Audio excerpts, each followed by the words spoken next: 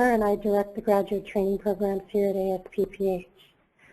The purpose of today's webinar is to share information about the various ASPPH graduate training programs, specifically fellowships for soon-to-be graduates and recent graduates of ASPPH member institutions, as well as internships for current students. During today's webinar, we will share information on the fellowship opportunities that are currently available, as well as those that will soon be available at 3 federal agencies, the CDC, the National Highway Traffic Safety Administration, and the EPA, and summer internship positions that will be available here at ASPPH headquarters. We will review the steps involved in submitting an application, including a review of the various components of the application package. In addition, we are fortunate to have a current and former ASPPH fellow here to talk about their own experiences as fellows.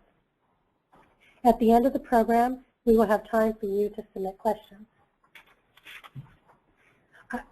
Today, we have the following speakers joining me: Ms. Dorothy Biberman, an ASPPH Program Manager, Ms. Sarah Murtaza, an ASPPH Program Manager as well as a fellowship alumna, and Ms. Rebecca Rehr, current ASPPH Fellow.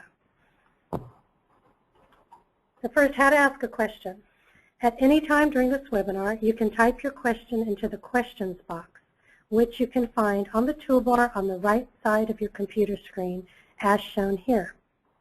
We will attempt to address general questions within the prepared material for the webinar and specific questions during the question and answer section after the presentation. Now to begin.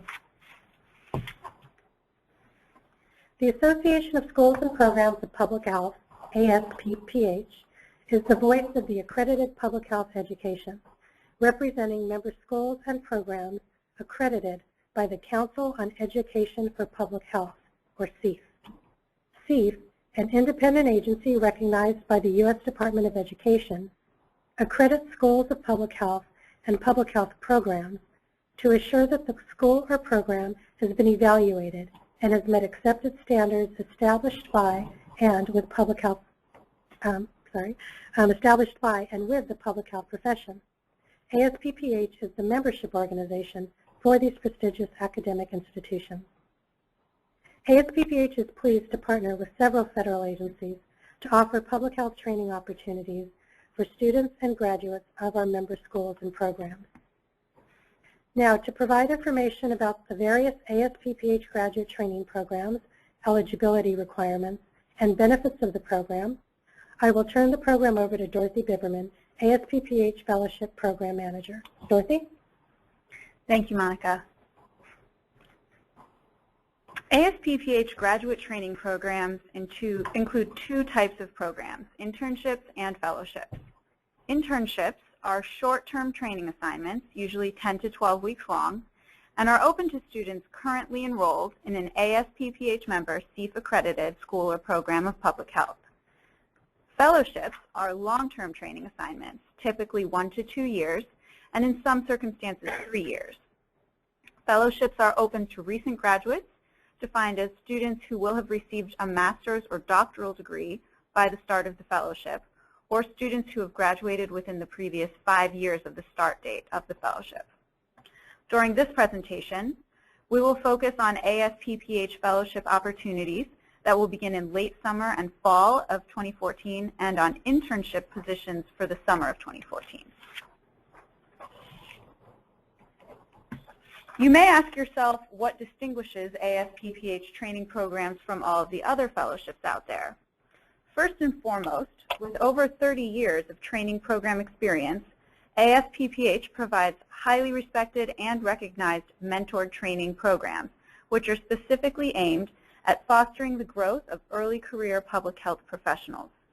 We have time-tested relationships with federal agencies that are involved in public health, such as CDC, EPA, and NHTSA.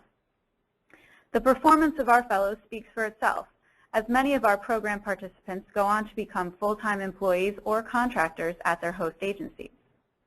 In addition, ASPPH firmly believes that a successful experience is based on having a well-constructed plan. As such, all training program participants are trained on how to develop a plan for their project based on a system of strong goals and SMART objectives. That is, objectives that are specific, measurable, achievable, relevant, and time-bound. Lastly, as an ASPPH fellow or intern, you become part of a network of over 2,000 ASPPH fellowship and internship alumni who are public health leaders in private, nonprofit, academic, and government organizations. Wherever you are in your career, you can always contact ASPPH and ASPPH fellows and interns alumni for networking, advice, and support. So who is eligible for an ASPPH fellowship or internship? For the internship program, applicants must be actively enrolled in an ASPPH member, CEIF-accredited school or program of public health and seeking a master's or a doctoral degree. To be eligible for an ASPPH fellowship program, applicants must have received a master's or doctorate degree from an ASPPH member institution. The graduate degree must have been earned prior to the beginning of the fellowship, so in this case that would be no later than August of 2014, and no earlier than the previous 5 years, in this case no earlier than May of 2009. We're often asked if you must have an MPH degree specifically, or if it's okay to have an MSPH or an MHS. And the answer depends on where you got your degree. If you attended an ASPPH member School of Public Health, then any graduate degree received through the School of Public Health is acceptable. If you attended an ASPPH member Program of Public Health, only those degrees which are accredited by CEIF are eligible, and this varies by program. In addition, all applicants for fellowships must also be U.S. citizens or hold visas permitting permanent residence in the U.S., i.e. have a green card to be eligible. Currently, applicants for internships must also be U.S. citizens or permanent residents, but non-U.S. citizens may be eligible in the future. ASPPH is currently seeking options to expand our internship eligibility to include foreign nationals.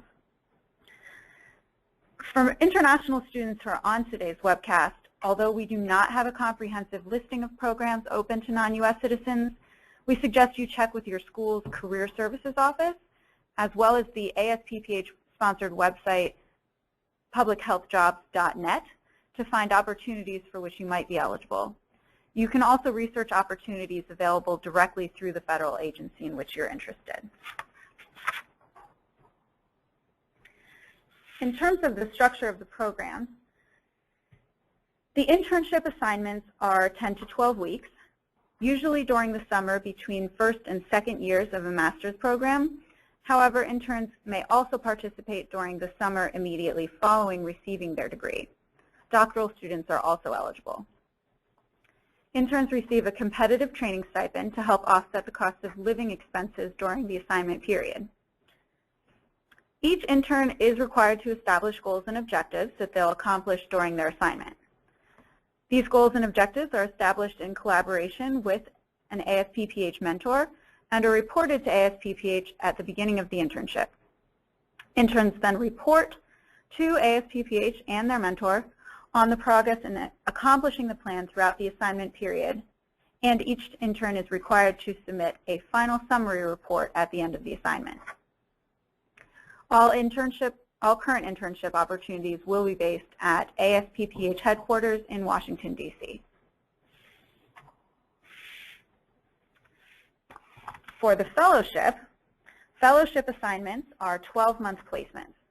Some ASPPH programs offer extensions for 1 year, for a second year and up to 3 years based on satisfactory performance and funding availability.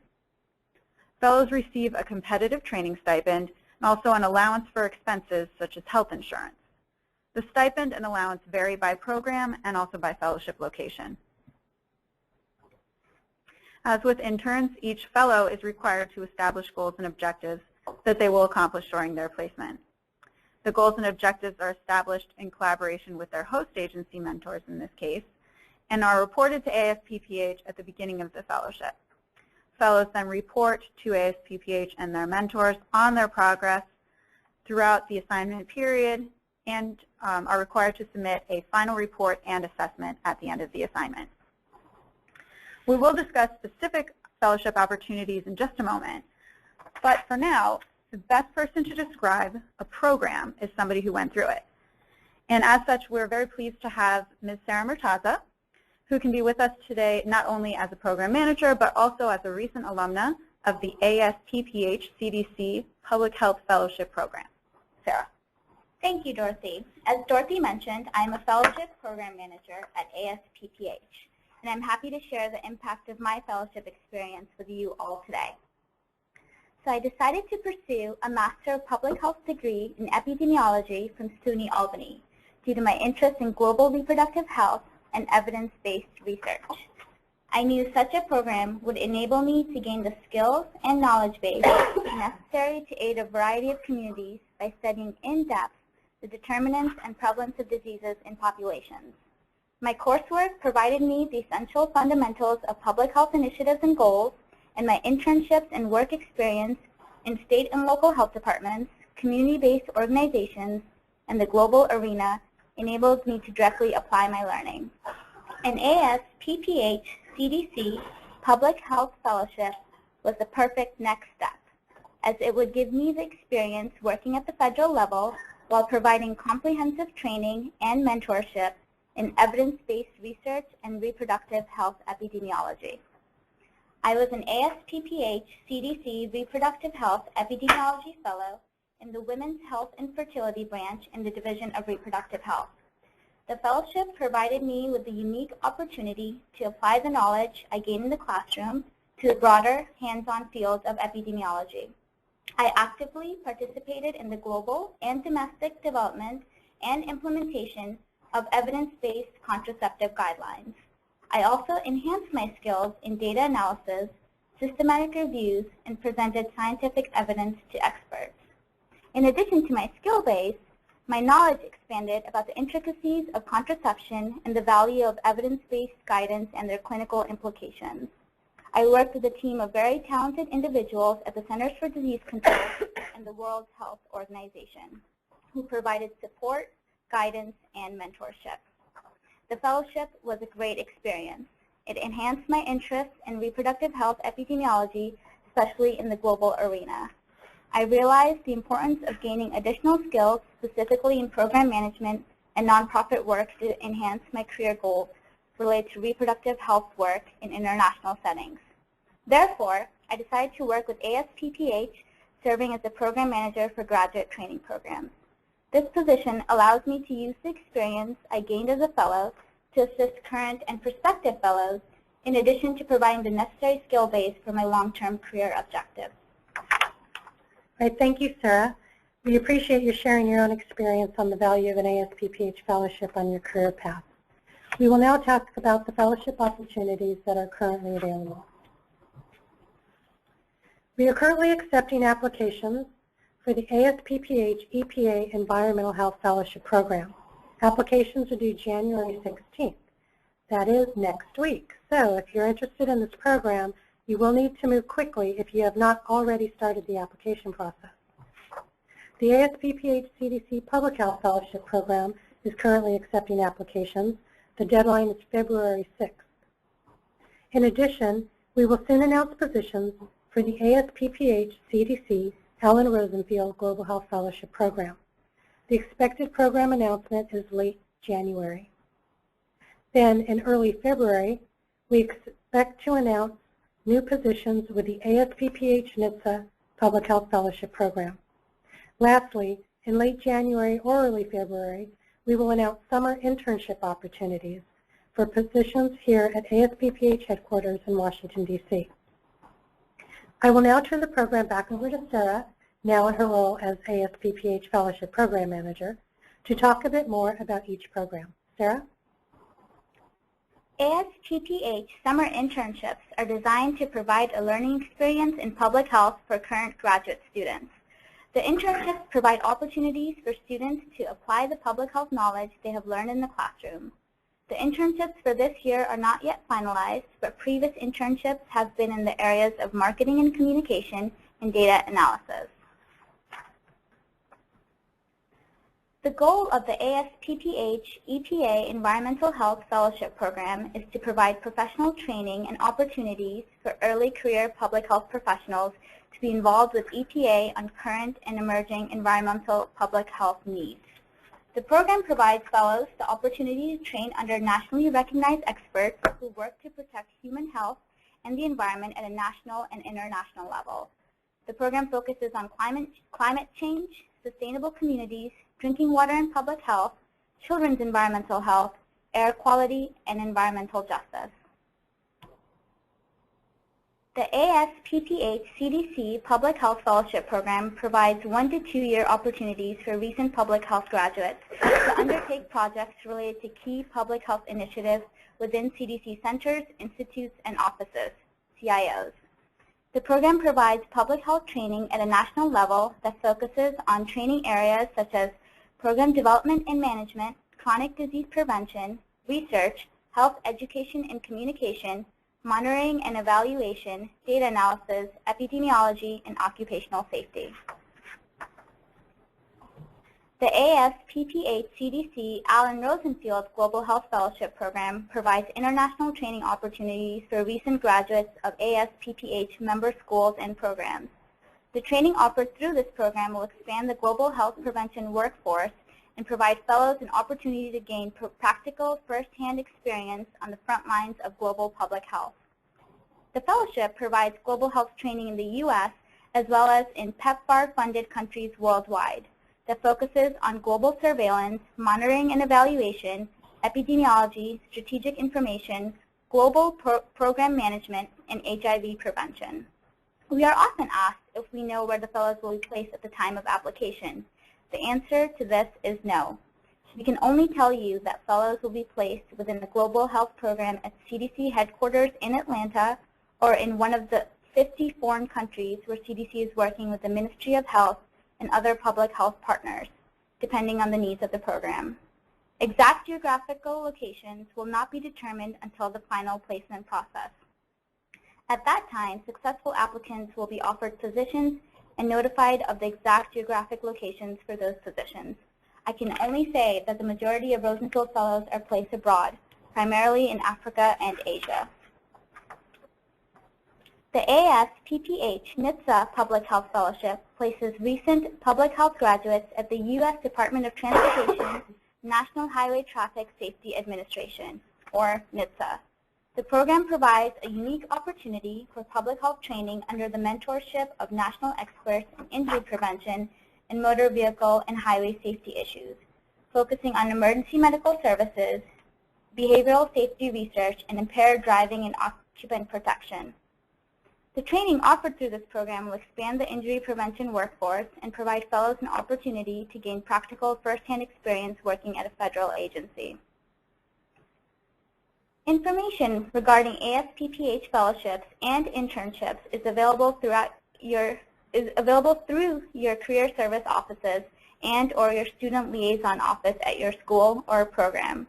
You may also easily access information online, including all application deadlines and detailed application instructions. Just go to the main page of the ASPPH website and click on the link for ASPPH fellowships and internships. You may also access the fellowships and internships websites directly at the addresses shown. Please note that the website has not yet transitioned over to the new ASPPH website, so it is still ASPH. A great way to stay up to date about training opportunities is to subscribe to the ASPPH Friday Letter. We announce all of our fellowship and internship openings through the Friday Letter and sometimes advertise partner opportunities as well. To apply for a fellowship or internship, applicants first need to log into the appropriate website. We will focus here on how to apply for fellowships, but the process is the same to apply for internships and the requirements are very similar. There are 5 main components of the application package. First is the essay. The essay should be specific to the position being applied to. Second, the resume, which should be specific to the program being applied to. There are 2 recommendation letters, specific to the program being applied to. and submitted in hard copy on letterhead with original signature. Please do not submit more than 2 recommendation letters. Additionally, we require official transcripts from your school or program of public health and the sealed envelope from your institution. Do not submit transcripts from other schools or degrees. They will not be considered. And lastly, there is a signature page, printed after you have completed all of the other sections of the application and submitted in hard copy. If you are not a U.S. citizen, but instead a permanent resident, a copy of your green card must also be submitted with your application.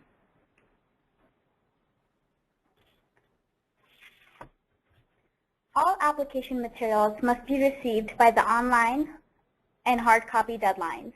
You must send the hard copies in time to arrive in our office by the deadline. They cannot be postmarked on the deadline, but actually received on the deadline. Late applications will not be considered. Applicants sometimes experience legitimate obstacles in submitting aspects of their applications. For example, a recommender lives in a foreign country with unreliable mail service. We will determine if accommodations for such obstacles can be made on a case-by-case basis, but only if the applicant contacts us for guidance ahead of time. In a moment, Dorothy will go over the process of applying for a fellowship, but before that, Ms. Rebecca Rear, a current fellow, is here to provide some tips on applying for an ASPPH fellowship. Rebecca is a current fellow with the ASPPH EPA Environmental Health Fellowship, and she is in her 2nd year. Rebecca graduated from the University of Maryland School of Public Health in 2012 with her MPH in Environmental Health Sciences. Rebecca? Thank you, Sarah. As Sarah mentioned, I'm in the Environmental Health Fellowship at EPA, so that's where I draw my experience. But most tips that I'm going to give today do apply to all the fellowship programs. First and foremost, read the position description carefully. Highlight the experiences you've had that match that description. Why would you be the most qualified for this position? I'm telling you, everyone applying took EPI 101, so that's not it. Use the key words in the position description to guide your narrative. Second, have 2 proofreaders for your essays. One who knows you well and one who knows public health well. For example, my mom is not an expert in public health, but she is a Rebecca expert and is much less modest about my achievements than I am. So she pointed out a few things in my essay that I should trumpet louder. And sure enough, one of those was something they asked me about in my EPA interview during the 2nd round. I also had a trusted colleague in my MPH program read my essays and practice interviewing. It is important to know the agency's mission, whether it's EPA or CDC or NHTSA, so you can express how you'll be a good fit for that agency. The same goes for an office within the agency. For example, if you're applying, this is for example, my examples will all come from the EPA fellowship program. But if you're applying for the air quality job description, you should know something about the Office of Air. However, don't get too bogged down in agency structure in your essay. You won't understand it all until you get there anyway. Portray your experiences and also your goals. Many offices are looking for people with potential. Remember your audiences. Each essay has at least 2. First round will be university representatives. If you get through that round, then in the 2nd round, there'll be agency representatives, and they'll both be reading the same essay, so keep that in mind. Be honest about your interests. Don't stretch the truth. If you don't have experience in air quality, don't write about air quality. You can write an essay for one topic, but get placed in another office. Be flexible. Prepare well for the interview. You will know ahead of time who is interviewing you, so make sure you research them. Come with questions and reread your essay before the interview. You'll probably get specific questions about it. Offices are different and will have different expectations for their fellows. And finally, think carefully about your recommendation letters. I had to choose between someone who is fairly well known in the field, but who's not exactly the most punctual person, and someone who is not well known at all in the field, but I knew would get the job done. And so just choose the people who are writing your recommendations very carefully. Thank you. Right, thank you, Rebecca. We appreciate your insight on how to successfully complete a fellowship application. I will now ask Dorothy to go through the process of applying for a fellowship. As Sarah mentioned, the process for applying for an internship is essentially the same as applying to a fellowship. Dorothy? Thanks, Monica. So when you're planning to apply for a fellowship, the first step is to visit the fellowship website, which is fellowships.aspph.org. As we noted earlier, this website has not yet been transitioned to the new ASPPH website, so it is still ASPH for now. You may log in or register directly from this page, or you can scroll further down the page to look at current fellowship openings.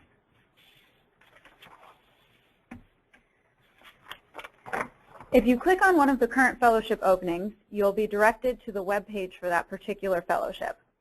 The body of this web page will have a general description of the fellowship program, as well as links to the descriptions for the positions available under that program. This is not all of the information available for this fellowship program, though. You should click on the Application Instructions button to view the full program announcement, and I highly encourage you to read through the full program announcement as Rebecca suggested, before you apply, as it includes additional information and details pertinent to the application process. You can begin your application directly from this page by clicking the Apply Now button. And this brings you to the online application system. If you've not already registered, you will need to do so on this page by clicking on the Register Now button. If you have already registered, you can also log in from this page.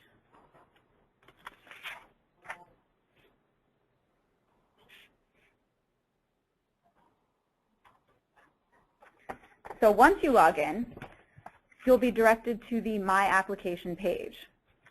And this page shows you the status of any applications you've started on the right-hand side, provides quick links to your general information pages, which are My Profile, My Education, and My Resume, and lists the 4 steps in completing an application, and has links to all of the open fellowship positions. So click the Apply Now button for the fellowship you're interested in to start an application.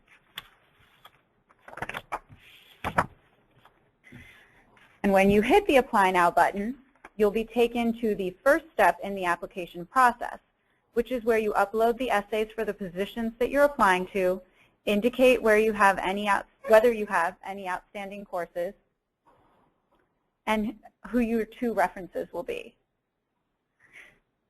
You can apply to a maximum of 3 positions under each fellowship program. You must submit an essay for each position you apply to, and we strongly encourage applicants to tailor each essay to the individual position, highlighting relevant experience and skills, and describing your interest in the position. However, if you choose to, you may upload the same essay for each position, but you do have to have one for every position that you apply to. Outstanding courses. These are any courses which you have not yet completed at the time of your application, for example, if you're in your final semester, and which do not yet appear on your transcript. It is important to list these courses here because you will need to have your advisor sign off on them. And as Sarah mentioned earlier, you may only submit 2 letters of recommendation. The references you list here are the people that you intend to have write those letters. That brings you to step 2 in the application process, which is to complete the sections with your general information, which are My Profile, My Education, and My Resume.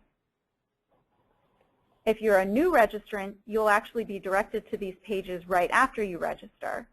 You can also navigate to them at any time from the main page. The My Profile section is where you enter your personal information, degree, and your contact information. The My Education section is where you enter information about your degree and your additional skills. You must enter where and when you received your degree in order to determine your eligibility. And finally, the My Resume section is where you upload your resume. You may upload only one resume, and it must be in a PDF format. Since this is a general section, It is the resume that's going to be used for all of the positions you apply to. So your resume should be general enough to apply to all of the programs and positions you're applying to.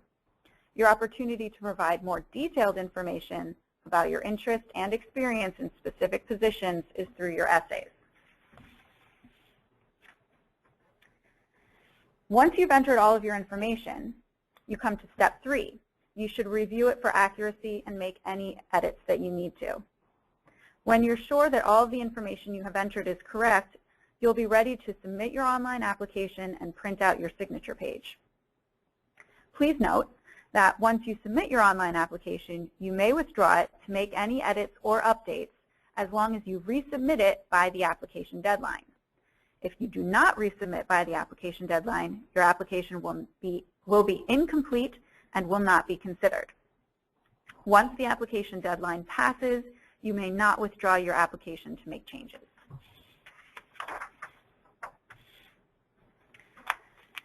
The final step in the application process is to print and sign your signature page and then to send it in with your other hard copy materials. If you have any outstanding courses, you must have your advisor sign off on them. You should use the checklist on the signature page to ensure that you have all of the other required hard copy materials, which are a copy of your green card if you're not a U.S. citizen, your official transcript, which must be received in the sealed envelope from your institution. As Sarah mentioned before, only submit the transcript from your graduate degree, not for any other degrees that you have. Other transcripts will not be considered. And then finally, your 2 letters of recommendation, which should be on letterhead with original signatures. Please do not submit more than 2 letters of recommendation, as we will only consider 2. If you do submit more than 2 letters of recommendation, ASPPH reserves the right to eliminate 1 letter of recommendation at our discretion.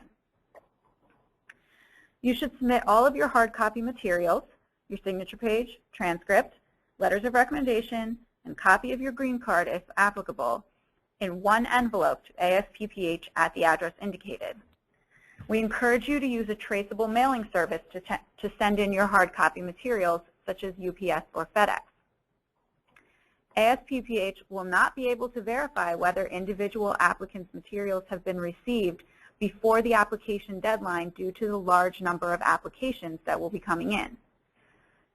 So you should keep your proof of when the materials were received until ASPPH confirms that we have received everything from you, which will happen within 2 weeks of the application deadline. To reiterate, hard copy materials must be received by 5 p.m. Eastern Time on the hard copy application deadline date. Not postmarked, received. Late applications will not be considered unless the applicant can prove that it was an error on the part of the mailing service. Again, materials postmarked on the deadline date will not be received on time and will be late.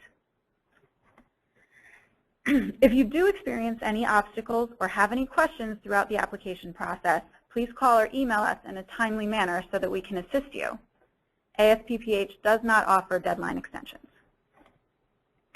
I'm now going to turn the presentation back over to Sarah to describe what happens after you submit your application. As noted earlier, ASPPH ensures that all completed applications submitted by the deadline will be reviewed in an open, fair, and transparent process. This means the applications will first go through an objective review process, during which each application is reviewed by 2 faculty or staff members from an ASPPH member institution. Reviewers do not review the applications from students of their own institutions. Applications are then scored, and the top applicants are then moved on to the next phase, the technical review phase. During the technical review process, applications are reviewed by members of the placement agency, and the applicants may be contacted for interviews. It is also important to note that the ASPPH EPA Fellowship Program has in-person interviews that are held in D.C. All applicants are required to attend in order to be considered for final placements. Individuals selected for a position will be contacted by ASPPH by phone. ASPPH will notify those not selected by email. The timeline for each program will vary. Please refer to our website and the specific program announcement to review important dates and for the program in which you are interested.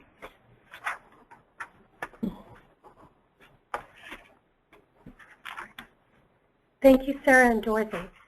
That ends the formal presentations. I hope that the information presented today has provided more details on the various fellowship and internship opportunities and will help you prepare a strong application.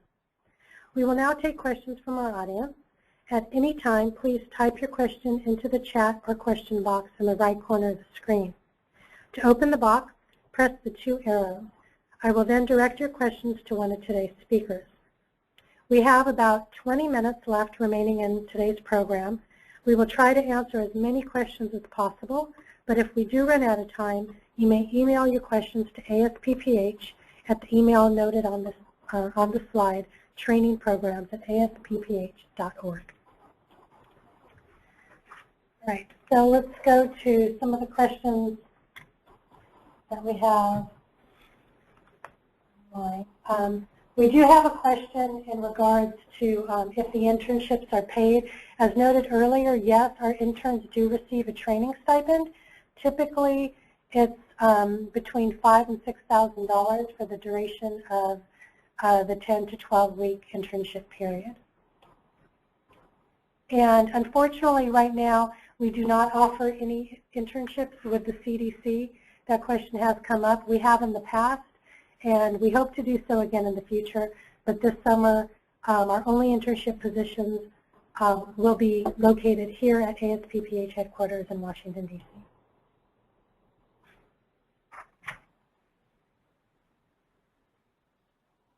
I have another question regarding from an MSPH candidate at Hopkins asking if there are any internships focused on health policy. We do not, as I mentioned, the only 2 internships we have this summer are here in ASPPH headquarters, neither of which will be focused on policy. In the past, we've had the ASPPH Public Health Policy Fellowship Program, which is not active this year, but we hope to have it active again next year. And at times, you'll have to look at what positions come up in each of the application announcements, but sometimes there are policy-related positions that are offered at our host agencies.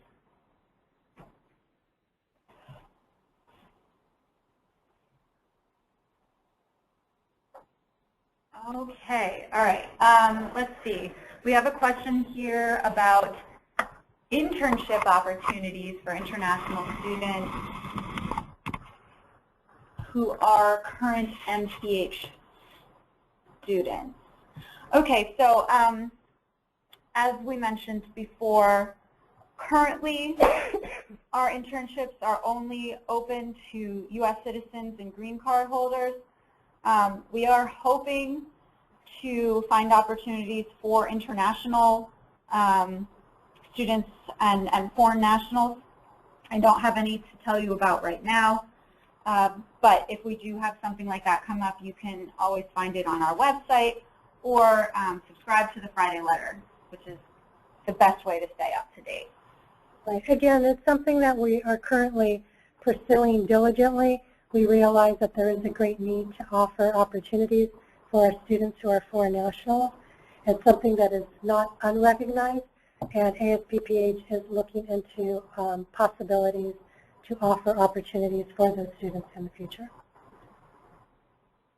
I have one here, which is a good question for clarification, which just says, can you apply to more than one at a time? So to clarify, ASPPH offers fellowship programs under which there are particular positions. A program is, you know, an ASPPH EPA environmental fellowship.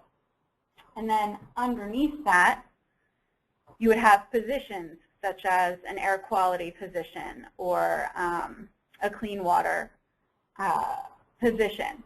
So you may apply to as many fellowship programs as you would like. Underneath each program, you may apply to a maximum of 3 positions. So, for instance, if I applied to the EPA program, I could apply to 3 positions underneath that, and I could also apply to the CDC Public Health Fellowship and 3 positions underneath that one. So I hope that clarifies that question a little bit.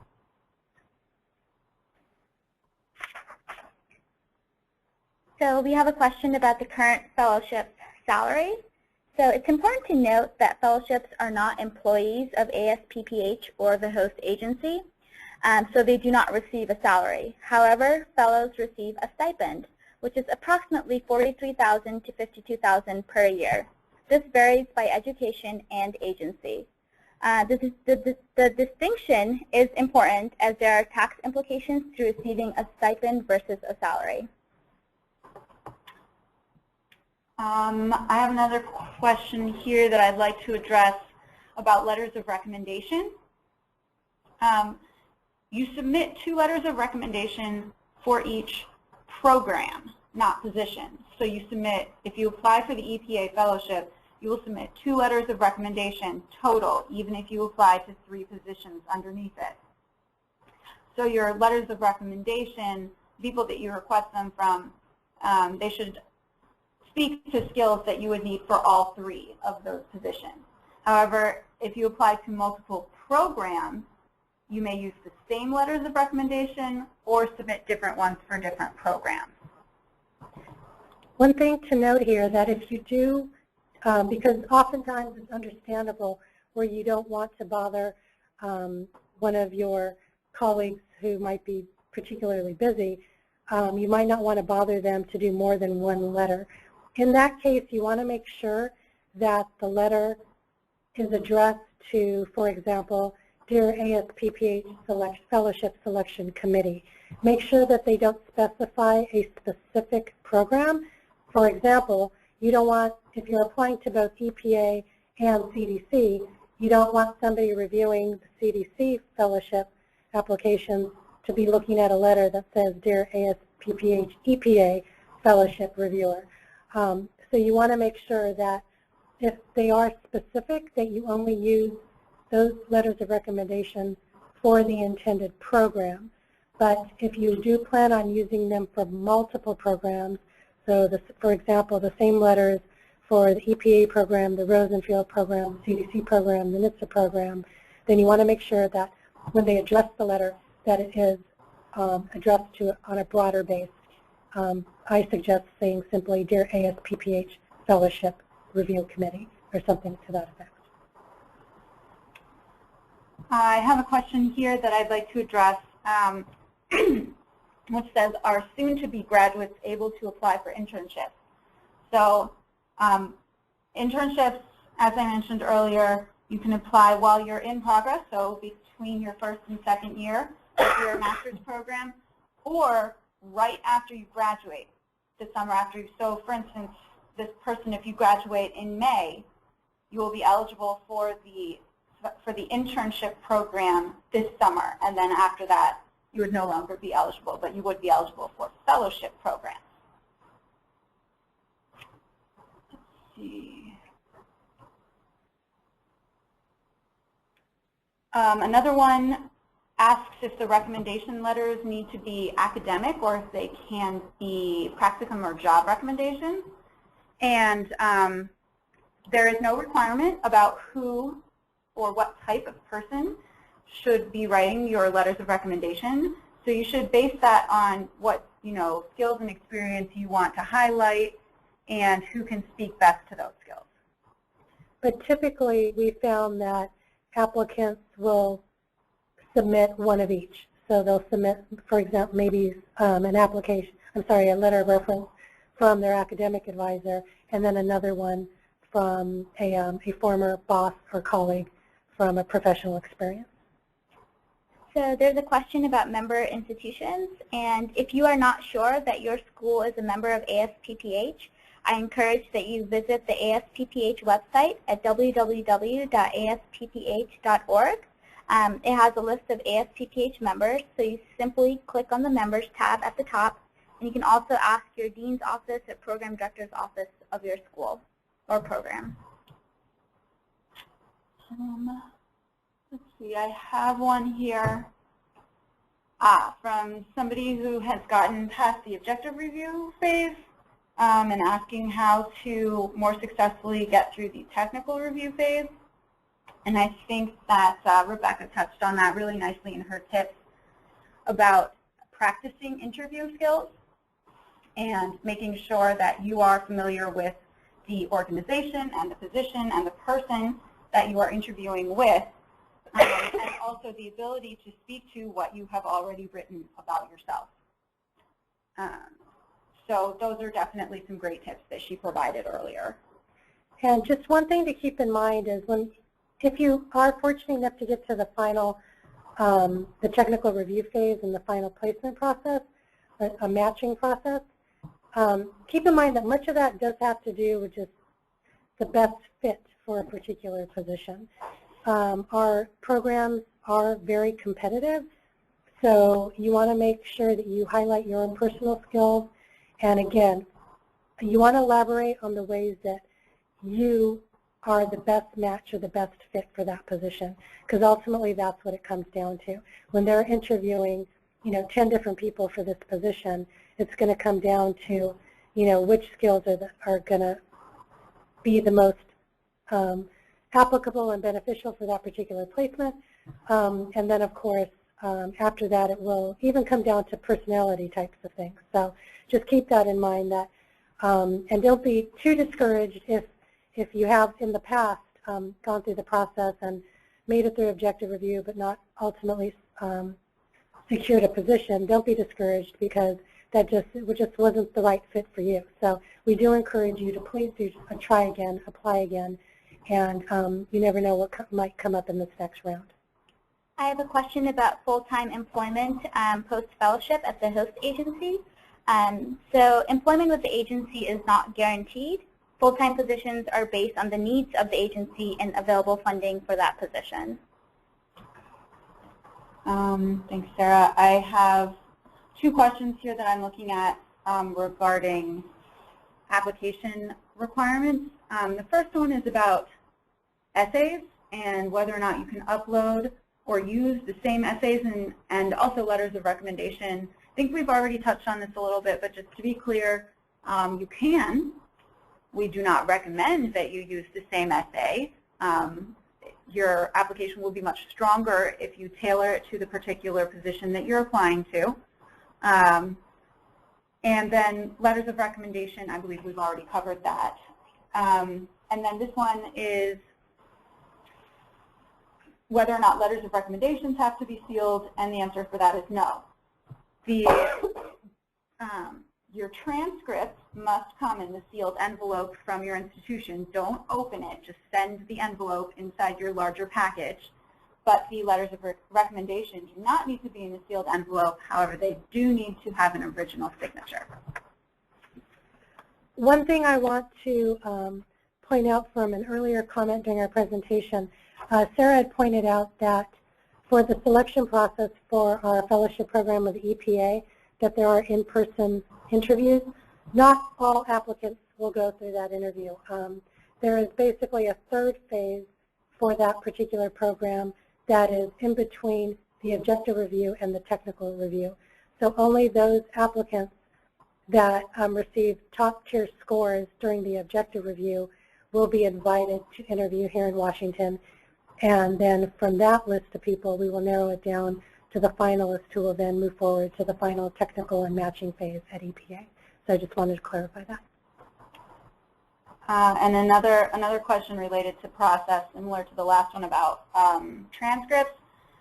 For those of you who attended the same institution for your undergraduate and graduate studies, we understand that they often combine those two transcripts and won't separate them out for you. So yes, if you can only get a combined transcript, then submit that. But that's the only case in which it's reasonable. If you got your undergraduate transcript from another school, don't send us that because we will not use it.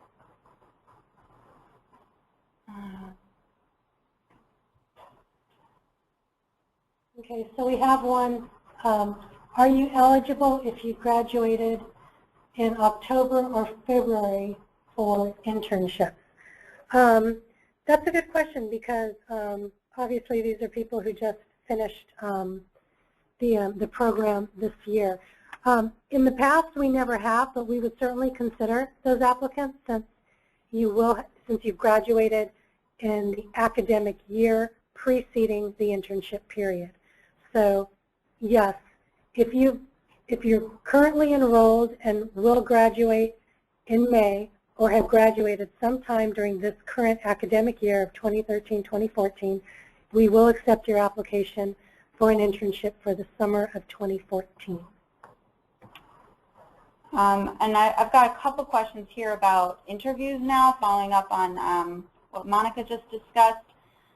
And so EPA is the only program that has that third in-person interview phase. The other fellowships, during the technical review phase is the time when you might be interviewed. It will not be in person. It will be by phone or Skype or whatever ends up working out depending on what you all decide with the organization and the people there. There may not be interviews, but yeah, so the only in-person one, though, is EPA. The others would happen remote. I've gotten several questions now asking if resumes should be in a resume format or a CV format. We have experienced no preference for that so far. We have no guidelines for it. You should submit whatever you think is appropriate for the position that you're applying to. And there are several questions about the number of applicants, the number of applications received. This varies by program and by year, so we don't usually have an exact number, but just to let you all know, this is a very competitive process. Yeah, and not to discourage you from applying to it because we encourage as many applications as possible, but the most competitive program is our Rosenfield Global Health Fellowship Program. So to give you an idea, I believe last year we received upwards of 250 applications to fill 20 spots. Several people have asked whether the CPH exam is a requirement for an internship or fellowship. The answer is no, it is not required. However, it is preferred.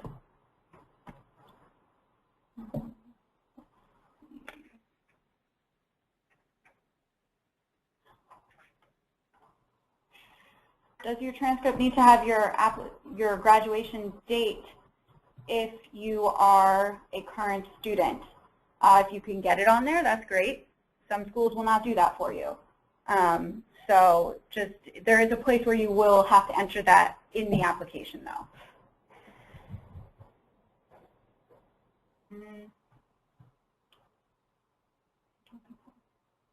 Okay, I think we've covered the range of questions that we have. So at this point, we will go ahead and conclude our webinar for today. Thank you for your interest in ASPPH Fellowship and Internship Programs. We ask that you please submit any additional questions to ASPPH through the training programs at asppph.org email. And this concludes our webinar for today. So thanks so much and have a good day, everyone.